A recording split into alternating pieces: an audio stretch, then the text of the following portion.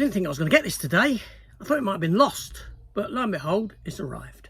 Thank God for that. It's a brand new release. Out on Monday. It's come from Zavi. Let's take a look.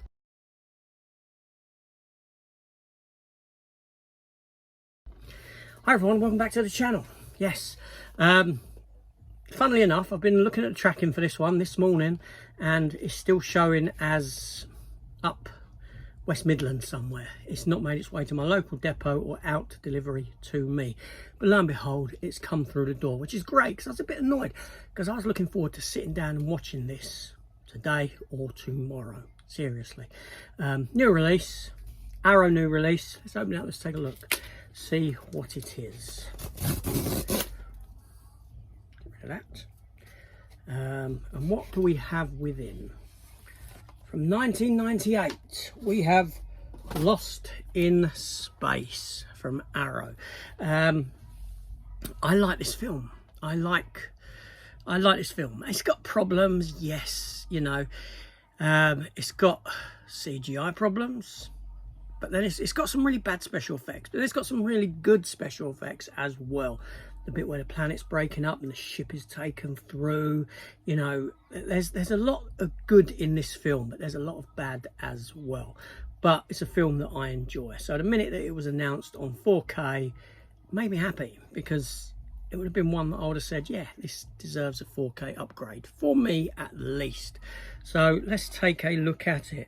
Now, there is a wealth of special features on this. I don't know how they compare to the old DVD that came, because the DVD from New Line had a lot of special features on it. I'm hoping that it has got the commentary, because for one film this has got a great commentary track, or it did have at least, and it goes into talking about what the sequel would have been had they made the sequel. Because I think what you don't realise at the end of the film is, because them time bubble things, they're actually sent into the future, far into the future, so the sequel would have been set much further down the line.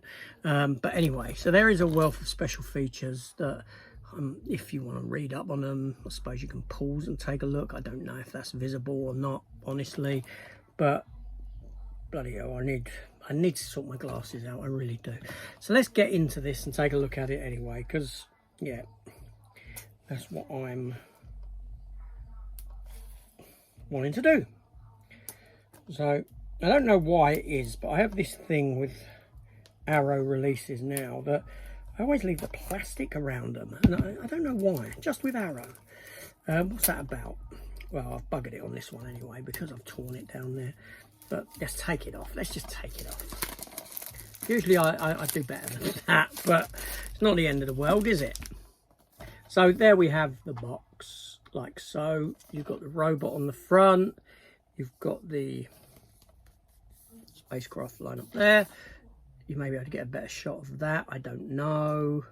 But yeah, so let's take a look. Open it and take a look. Obviously slip cover. Yeah, and the back of that is the same as the back of the slip, and that art there is the slice. But I don't get my words out there. Is the same as the slip. However, it does have reversible art. So the reversible art is that image there.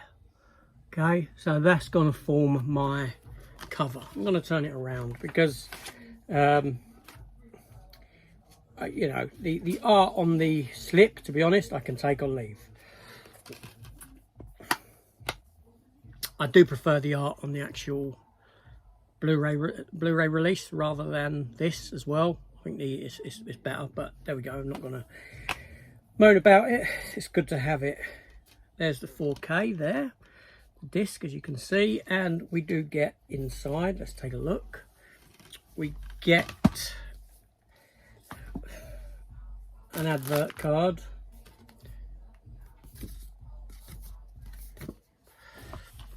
All right, and we get a booklet for the film.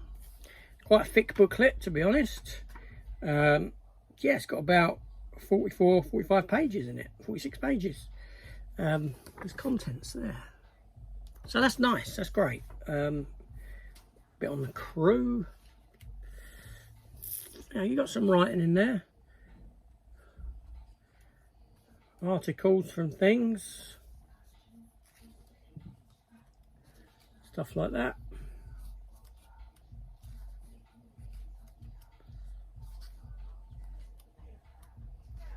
You know, there's a lot of writing in that actually.